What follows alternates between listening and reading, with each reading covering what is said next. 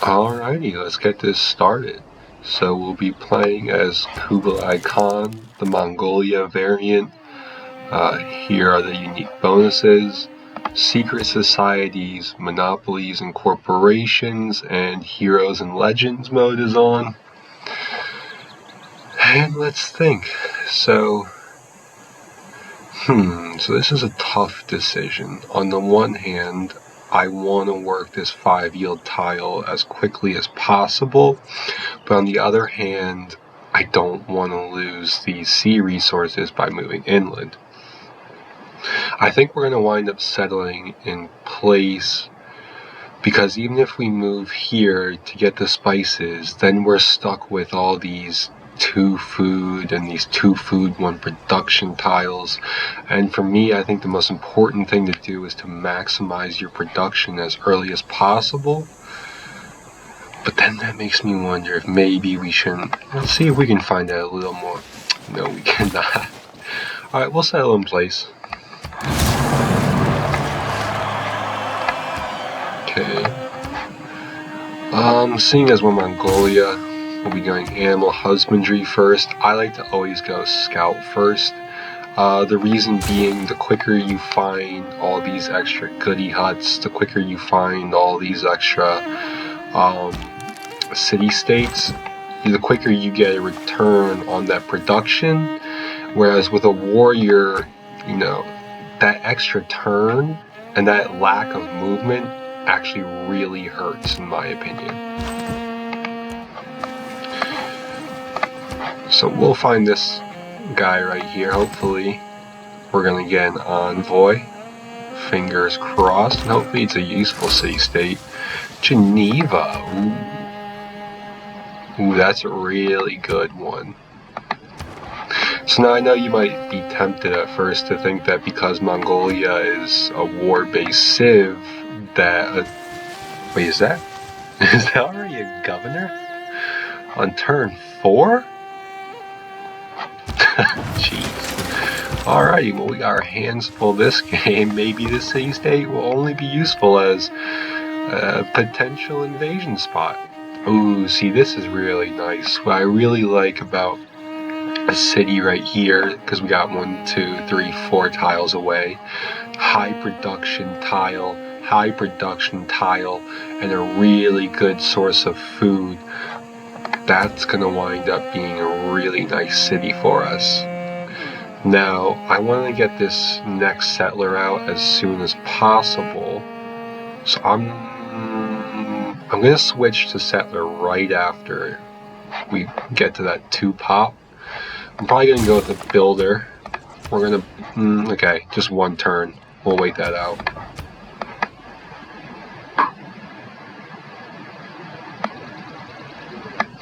We might want to save the money up to buy this tile or this tile, because the problem our capital has is a good source of food, particularly with these tiles in the future, but not that good of sources of production. Until we start chopping this down, replacing it with a mine, we're going to wind up putting we're definitely going to put a lumber mill there. Actually, you know what? Let's just plan ahead. So this is a pretty simple decision. We're going to be putting our campus here, get that nice reef adjacency. We're going to put the harbor here. I'm kind of tempted to get the harbor here in the commercial zone here for that boost, but I just don't think it's worth it. I think the production we're going to get out of turning this into a mine is going to be significantly more valuable. We'll go with an aqueduct here. We'll go with an industrial zone here, because that way the industrial zone will get the benefit of the stone as well as the aqueduct. Then, okay, I know what to do. We could go Government Plaza, Theater Square, Commercial Hub, Farm. So this will be the food basin, this will be our districts, and then honestly probably most of the yields we're going to get from this city will be sea-based. Ooh, which again, look at me changing my mind every 3 seconds. Then I might really want the Mausoleum of Pelican Narcissus. I probably just murdered that pronunciation. But we'll decide that at a later time. Let's just keep the game moving. Oh, gotta change this after that turn. And if you're wondering, oh, why not just commit to the builder now? There's really... Oh, Himiko. Cool. That'll be worth checking out. And we got the Owls of Minerva. Personally, I think I'm gonna hold on. I would ideally like ley lines, potentially for the adjacency bonus, or we might be going down the Vampire Pact. Ooh, nice. Banana tiles are some of my favorite tiles because there's more food than normal. A decent amount of production, and also once you work it, it's a great source of gold. Okay, so next up we'll go mining. Oh, good. So we got this horse that's going to keep this city productive, because I was worried about having just 1, 2 food, 2 production tile. So sorry, getting a little distracted here. Trying to find all the different luxury resources around us. So one new change to the game is that there used to really be no benefit in collecting multiple of the same luxury, because you were forced to trade it with the AI to get any sort of value out of it. Now, with the Monopolies and Corporations game mode, that so let's say you have 3 spices, that's not going to give you as good of a benefit as if you had 5 or 6. Oh, we got Gilgamesh. Interesting. We're going to want to make peace. We're going to want to declare friendship, actually, early on in the game, because our unique unit, the Keshig, will come in after his unique unit, so we might as well stay friends with him now. You know, not ruffle any feathers, build up our production base, and then once our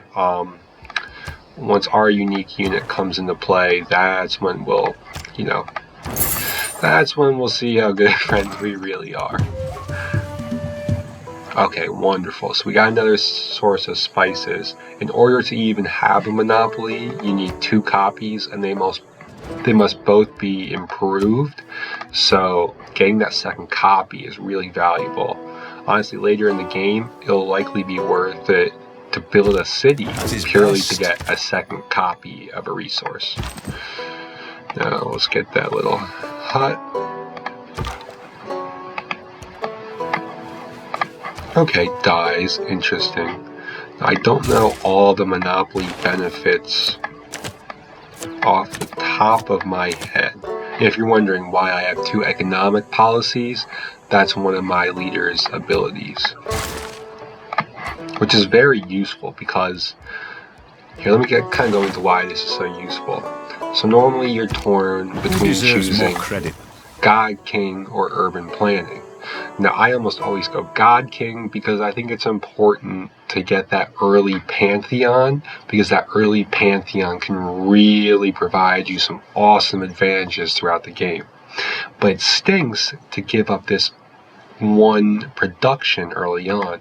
Now, 1 production doesn't sound like a lot until you look at my capital and you realize, well, now we're at 8. And we're only getting 5 from work tiles.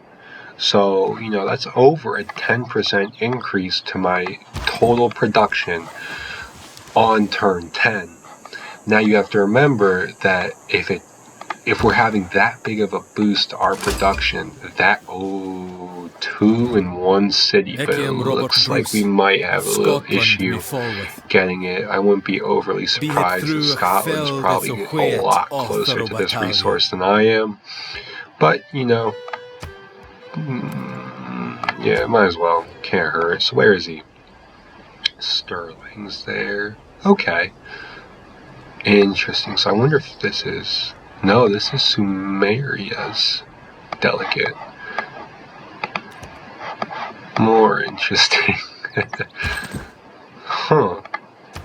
Well, let's just keep playing, see how the game pans out. So we got an envoy.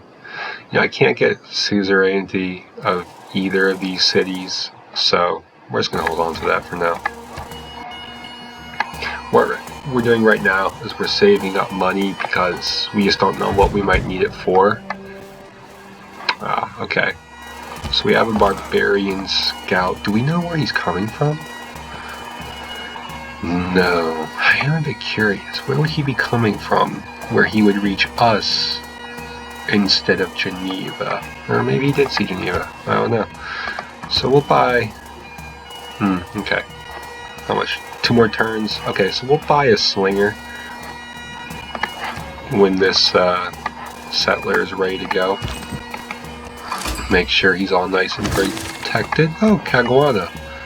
What are their benefits again? Builders can make Beatty, one culture for every adjacent bonus resource, and entertainment complex. I'll be honest, it's not that great. Particularly even looking at my own capital, I don't have any land-based bonus resources, and as you can see by this setup, an entertainment complex, if I had to put one down, it's gonna go right here. So, that's like the last priority I have, in all honesty. So, if we wind up getting a few amphitheaters, we might put a few on.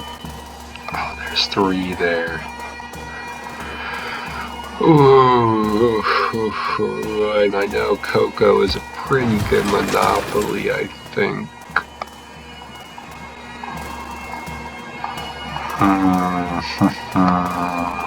Okay, let's think. We're gonna lose a turn here, but I'm fine with that. We'll get Builder. Heroes are great to have, but none of these city-states. The only city-state I was excited about was Geneva, and with how quickly they got claimed, city-states aren't going to be a huge priority for us. So I think what I'm going to do is settle here. Now, I know we're not getting any luxuries out of settling here, but what we are getting is some pretty decent tiles pretty early on. 1, 2, 3, 4. 1, 2, 3. Okay, never mind. We're gonna be settling here instead, because I do want to get that banana tile eventually. I think it's going to be really helpful for this city.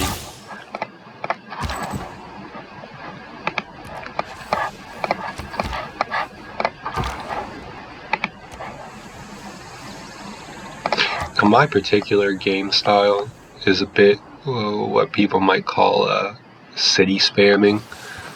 I like to go loud and big quickly. Every nation lives Because, in this particular civ, there's not really a huge downfall to going big and going big quickly.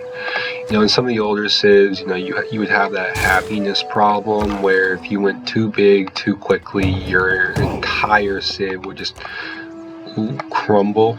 Now see, this is interesting because this mountain chain actually makes it extremely risky for Scotland, not myself, to settle this territory, because he's going to have to deal with going through this tough choke point.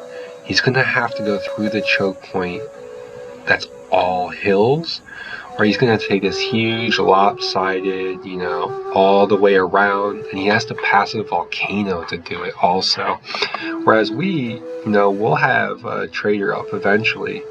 We'll be able to pretty quickly send some caches, which are extremely quickly. We can fit 3 at a time through here, right? And once we have roads to Geneva,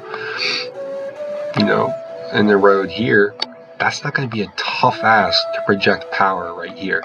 But it is going to be a tough ask for him to project power here. So that's going to be interesting to watch how that unfolds.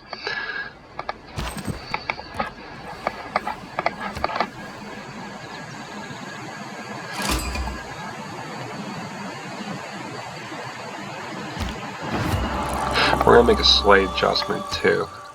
So, by moving our city, what we can now do is double aqueduct this production, or this industrial zone. Yeah, I really like that. I really like this new city location. We're going to save up money. We're going to be getting this tile. Hopefully we're going to get this 2-2 tile. You know, 2-2 tiles, that's your bread and butter. You want as much... Ooh, there we go. Nice, nice. So that's actually like a free settler. We're going to go here. We're going to go here.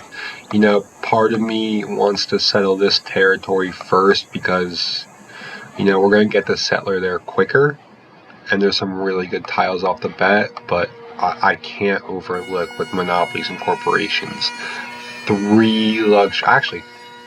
luxuries. All just right here. We can't overlook that. That's so powerful. So let's move on over. Let's get this horseback riding boost. What are we going to build here first? A builder. Yeah, that's I really like doing that early on. Settler builder. You know, every new city gets a builder. Capital just pumps out settlers. Let's see. Oh god, yeah, I really don't like either of these. But we are gonna go. We're gonna go with Pingala actually and Xanadu because the city's growing really quickly, and you know, honestly, we probably could have done that early. That's Assyria. Yes. Well, it's a good thing we're already working on that next settler, isn't it? Alrighty. Let's find out. Oh, okay. There's another city-state here. What is that? Game culture. Oh, I do like that. Particularly because I'm such a big proponent of building wide. You know, I'm going to have a lot of cities building a lot of buildings. And if I go down the warpath, I'm not going to really want to have to deal with building amphitheaters. I'm going to want to be building keshiks. So that's a city-state that I'll probably keep this guy around and just, you know, kill off his suzerain. Oh, and that's really nice too, because nice. Okay. Well, Scotland. Looks like you've become the target.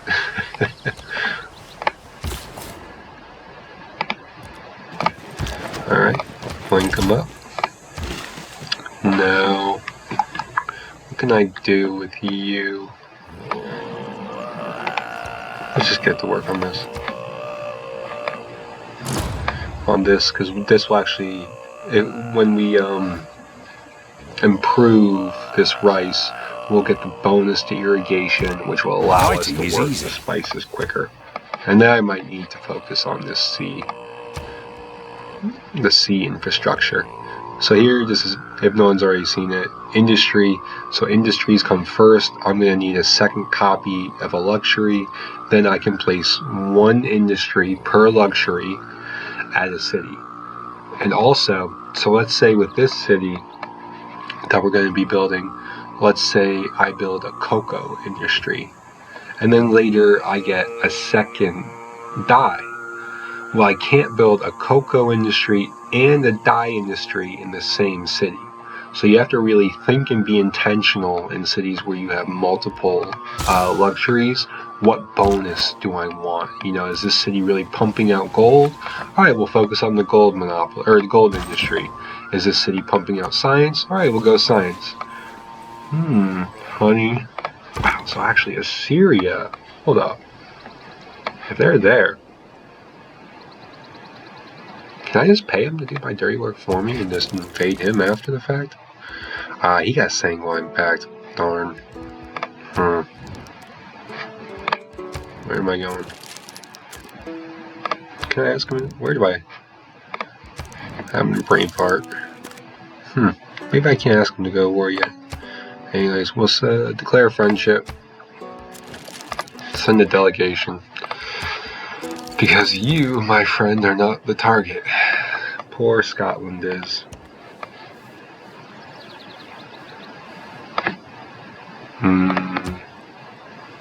Sugar's a nice resource too. Oh, well, thank you. Our friendship is a whole turn long, and we're already good friends. Love to see it. Little does he know my plan to eventually invade him.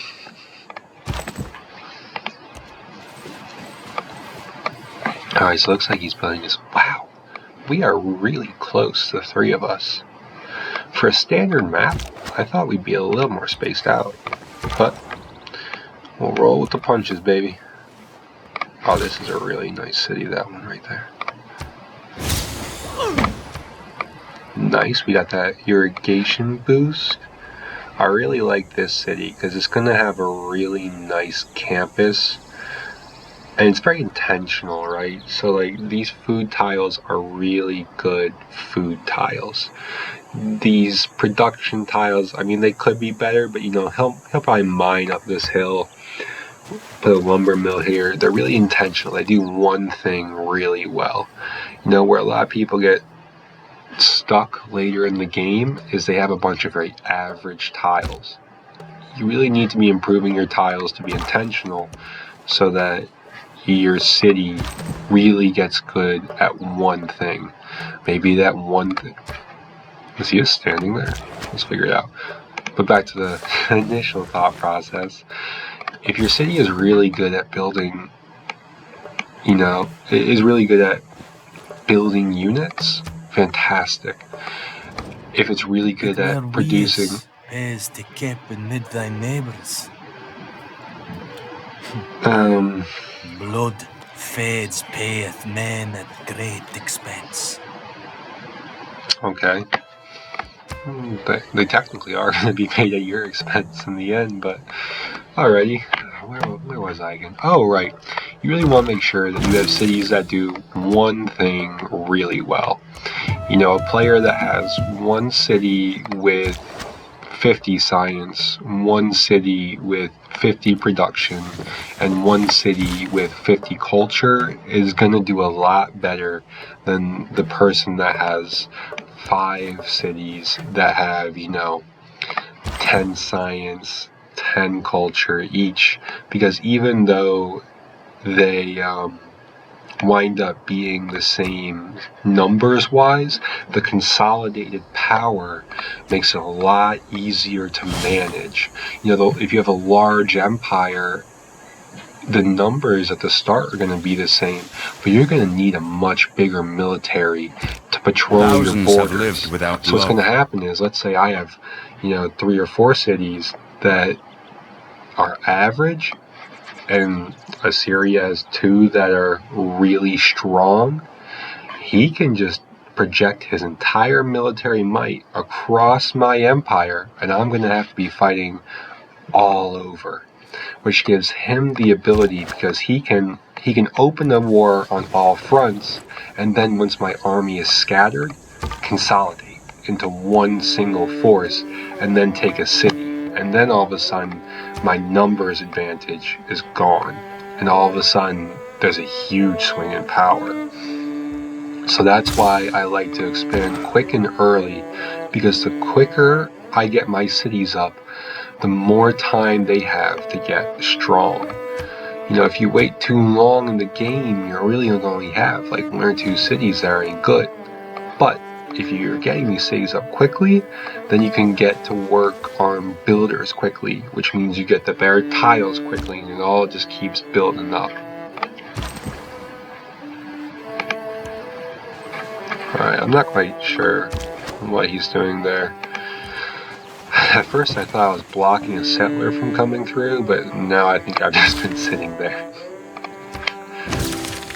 Awesome. Craftsmanship boost, and our first luxury is improved. Oh, he's actually got a lot more land down here than I had thought.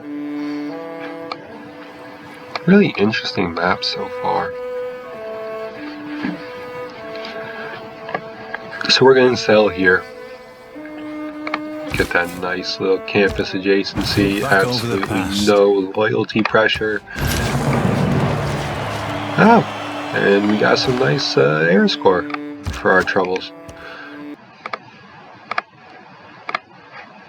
So I want to buy this cocoa tile just because it's so good, and the quicker we use it, the quicker we get the benefit from it, the quicker it pays itself off, and the quicker these borders will naturally expand to get these two other resources.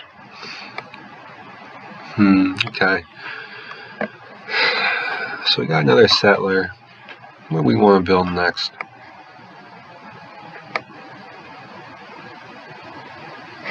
I'm going to go with the campus.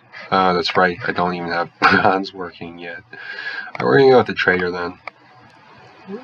Let me loop back. So one of our benefits to being Kublai Khan is we're going to get a nice Eureka and inspiration when we trade with one of these two civs for the first time. So if we can't get the hard science from the campus, we can get the free science from the trader along with some gold. And gold, in many ways, is just flexible production, but that flexibility comes at the cost of 1 gold per turn is not as valuable as 1 production per turn. And I can actually show that real quick. We'll take our hard science from Pingala. Now, let's see, like a builder 36 production, but to buy it is 140 gold. So the great part about gold is it's essentially being able to shift production anywhere. The con is it's a lot more expensive. Now, we really don't need God King anymore, and honestly I probably should have swapped it out earlier. I'm torn between colonization, because as soon as this trader's done, I'll probably wind up getting another settler, and land surveyors. Because as I mentioned earlier, I'm going to want to buy this tile that's not going to be cheap. There's a decent chance I wind up buying this tile if we don't work it quickly. And our next settler is going to be going here, where Syria already has a large presence. So we might wind up having to buy some tiles there, but I don't think so. I think what we're going to do instead,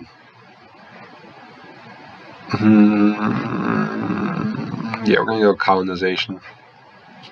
Yeah, I think that's the right move.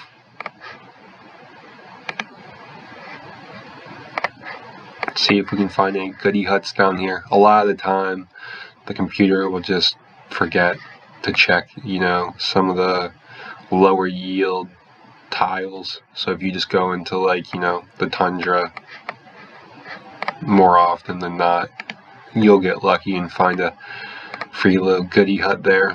I need to be a little more cautious. So where should I be putting this city?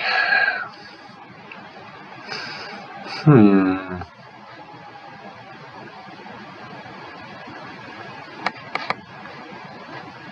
I wind up getting one here?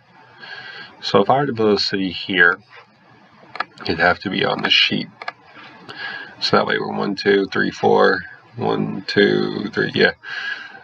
1, 2, 3. Oh, okay, actually, never mind. Maybe we can just go right here. Okay, and then 1, 2, 3, 4. Could put one here, or you could put it here. I like here. Well, now here. Okay, so let me explain how I was thinking that through. Well, let's check loyalty actually first. So the way I'm thinking this through, so if I build a city here, I could build another city here, but my thought process was, is this city going to be any useful? I'm looking at these yields, 2, 1, 2, 1, 2, 1, 2, 1, 2, 2, 2. Am I even going to want to bother building a city here? So for a second, I was working through the process of potentially building it here so that we could turn these all into district tiles that are going to get adjacency bonuses by being near each other. But I think the problem with that is that it just doesn't outweigh the benefit of being able to settle on a hill, to being able to settle, really on the verge of our border with Assyria, because we're gonna start putting out a lot more loyalty pressure here by being closer, which is going to help this city, because this city is going to have a tough problem with loyalty pressure early on.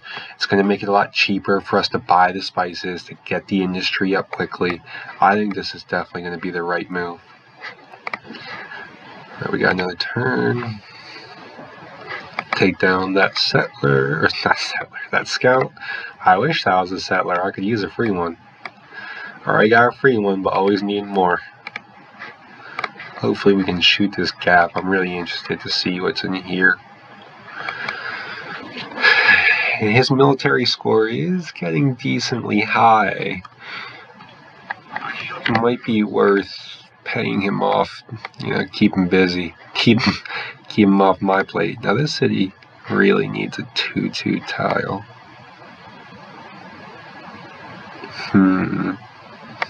On the flip side, if we spent the money to buy a 2-1 tile, we're closer to the big payoff. I'm going to buy this first. Well, again, because then I can buy both of all of these, really. Let's wait until we have more money. Let's not overthink it.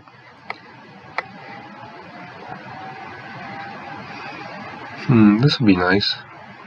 But I do think we need bronze working. I think it's,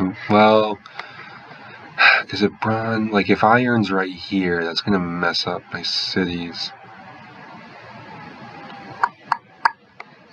Tough decisions early on. You know what? I think we're going to go with horseback riding. Yeah.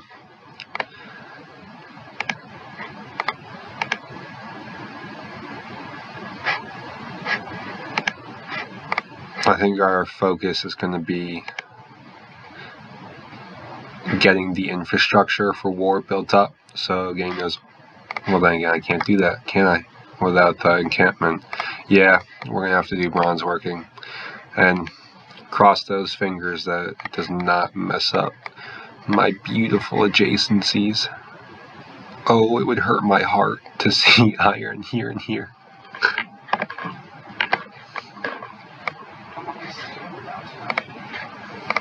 Okay.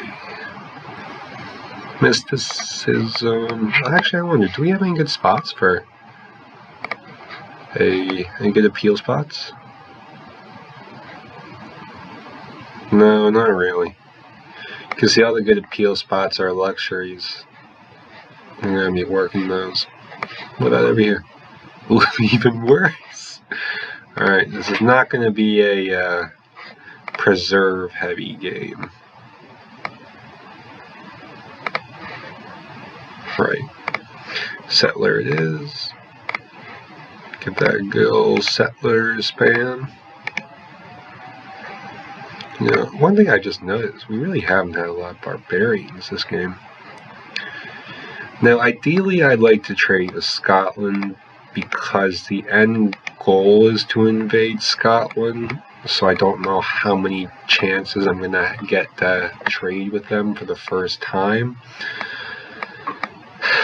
But I really want to get a useful road this early in the game.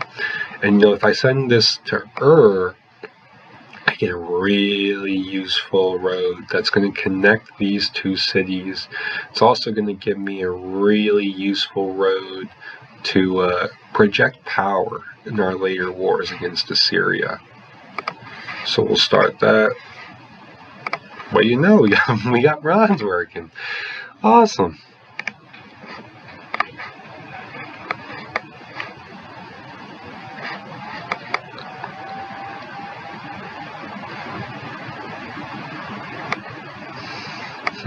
This is actually gonna be pretty nice. Once I get the quarry here, nice. Saying, well, I'm packed. This is going to be... Oh, I can't wait to see the Keshigs and vampires rolling. Alrighty. Link these two up.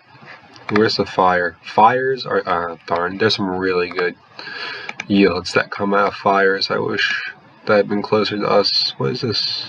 Yield. Ah, okay. Just rendered slowly. Yeah, I remember actually. There was a barbarian camp here, wasn't there? Thank you. Friendly people of Arma. Hopefully I said that right. So I don't like that war cart running around. I really need to get... What is that? Oh. How odd. It's projecting my stats onto his capital. Unless we just so happen to have the exact... I doubt it, but maybe we have the exact same setups. Alright, good. So we got that second 2-2. So now the city significantly more productive with that good food, good production. Very happy with how that city's coming along. Let's go horseback riding. I'm torn. I really want currency because I want to get those industries up, honestly, as soon as possible. But I don't see how we're gonna get to improve copies anytime soon.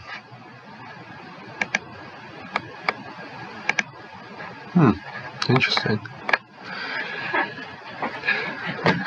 So Scotland looks like they're in a pretty tough position, and it's all due to the fact that they didn't settle very much.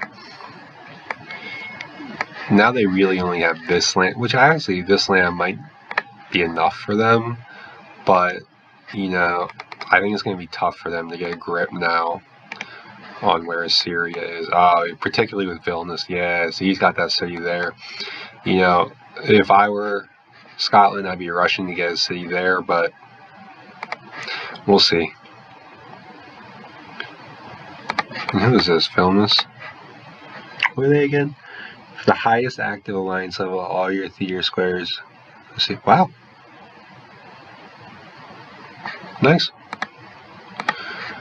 If we were going to culture game, that might be worthwhile, but unfortunately we're not. So one day you will soon be a part of the Mongolian Empire. It's nice. You'll enjoy it. Or you don't. Stinks.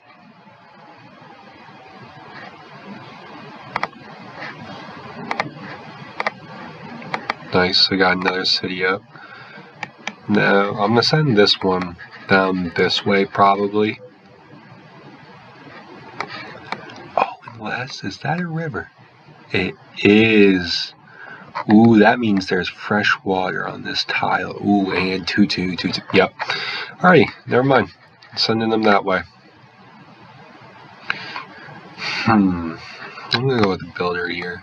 I'm going to wind up, just putting some gold into this city. The quicker we get those spices up, the quicker we can get an industry going.